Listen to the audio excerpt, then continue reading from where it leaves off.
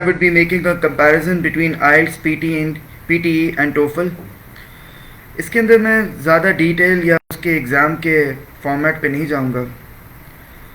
First of all I would try to give you a very honest opinion about these 3 exams. मैंने ये तीनों exams दिए हुए हैं. IELTS 4 बार, TOEFL बहुत साल पहले मतलब 2004 में, और PT 2021 के अंदर. Now, Peckins is offering preparation classes for both physical and online classes for all 3. ऐसा नहीं है कि मैं किसी एक एग्ज़ाम को प्रेफरेंस इसलिए दूंगा कि मुझे लग रहा है कि हाँ इसके ये मैं प्रिपेयर करवा रहा हूँ तो मैं दूसरे एग्ज़ाम को. इन तीनों की क्लासेस Peckins में होती हैं. But I just want to clarify one thing, that in every country, for example अगर आप ऑस्ट्रेलिया जा रहे हैं तो ऑस्ट्रेलिया जाने के लिए नहीं, मगर ऑस्ट्रेलिया के अंदर PT ज़्यादा मशहूर है क्योंकि उनकी मार्केटिंग वहाँ पे ज़्यादा अच्छी चलती होगी या जो भी रीज़न है.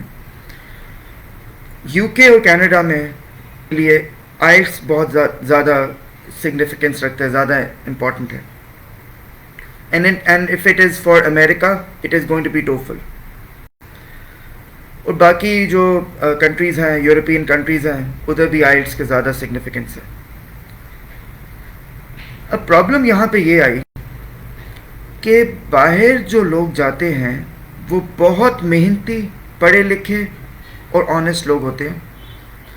मगर प्रॉब्लम यहाँ पे ये आई कि अगर कोई बंदा पढ़ेगा नहीं, एक पूरे प्रोसेस से गुजरेगा नहीं, और ये तीनों एग्ज़ाम्स एक ही क्राइटेरिया पे हैं, वो सारी वो चीज़ें टेस्ट कर रहे हैं जो नॉर्मली पाकिस्तानी एजुकेशन सिस्टम में मिसिंग हैं. For example punctuation, complex sentences, तो फिर वो बंदा बहुत बुरी तरीके से फेल हो जाएगा.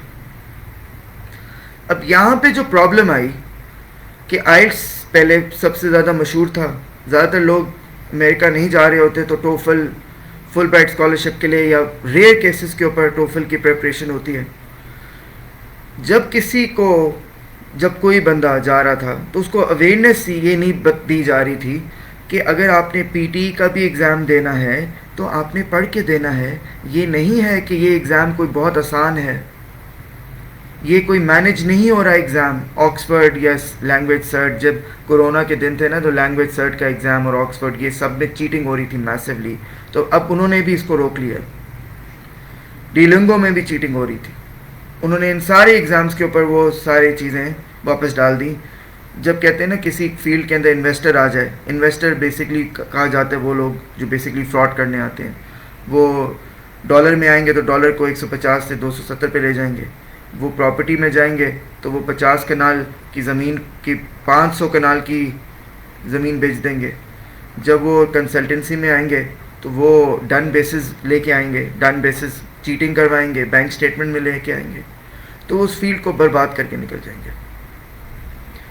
PT के स्टूडेंट्स थे तो सब जेन्युइन स्टूडेंट्स. अगर उनको ये बताया जाता कि ये 2 ऑप्शंस है आपके पास, पढ़ना आपने वैसा ही है, आप नहीं पढ़ेंगे तो आप फेल होंगे, तो वो शायद पढ़ लेते. मैंने अपने स्टूडेंट्स को बताया था जो ऑस्ट्रेलिया में थे, मैंने उनको बताया कि आप इनको मिसगाइड ना करें, और आज उनको समझ आई है कि उन्होंने अपने रिश्तेदारों को कैसे मिसगाइड किया है. अब ज़रा सोचें, एक बंदा यहाँ से IELTS दे के जाता है, PT दे के जाता है, वो वहाँ ऑस्ट्रेलिया जाता है तो वहाँ पढ़ता है, अंग्रेज़ों में रहता है, उसकी इंग्लिश बेहतर हो गई है. अब वो जो भी एग्ज़ाम देगा तो उसका स्कोर बेहतर आएगा. जब आप पहले यहाँ से, अगर आप मेरे स्टूडेंट रह चुके हैं, आपने 2 साल वहाँ पे एजुकेशन किया है, काम किया है, वहाँ पे इंग्लिश आपकी इम्प्रूव हुई है, तो आप जो भी एग्ज़ाम देंगे आपका स्कोर बढ़ जाएगा 1 या 1.5 बैंड. या PT में अगर यहाँ पे 60 आया तो वहाँ 70 आ जाएगा. इसका मतलब ये नहीं था कि एग्ज़ाम आसान था, इसका मतलब ये था कि आपकी एबिलिटीज़ और स्किल्स बढ़ गए. जब आपने अपने रिश्तेदारों को यहाँ पे बैठ के ये कहा कि नहीं नहीं यही एग्ज़ाम दे दो, ये आसान है, सब के सब फेल हो गए. पूरे के पूरे 30 40 क्लास के बंदे जिस सेशन में गए वो कहते थे बस ठीक है, हमने तो कहा है कि कंसल्टेंट ने कहा है कि PT दो पास हो जाओगे. वो नहीं पास हुए. अब वो जब पास नहीं हुए तो उनको अब रियलाइज़ हुआ कि पढ़ के ही बाहर जाएंगे.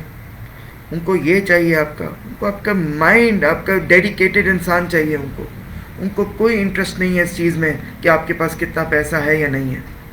ان کو ایک محنتی انسان چاہیے. Now you will have to understand کہ آپ آئلٹس دیں, پی ٹی دیں یا ٹوفل دیں, آپ کو ریگرسلی پریپیئر کرنا پڑے گا, اسٹریس کو مینیج کرنا پڑے گا, ورنہ ایگزام آپ کو مینیج کرے گا.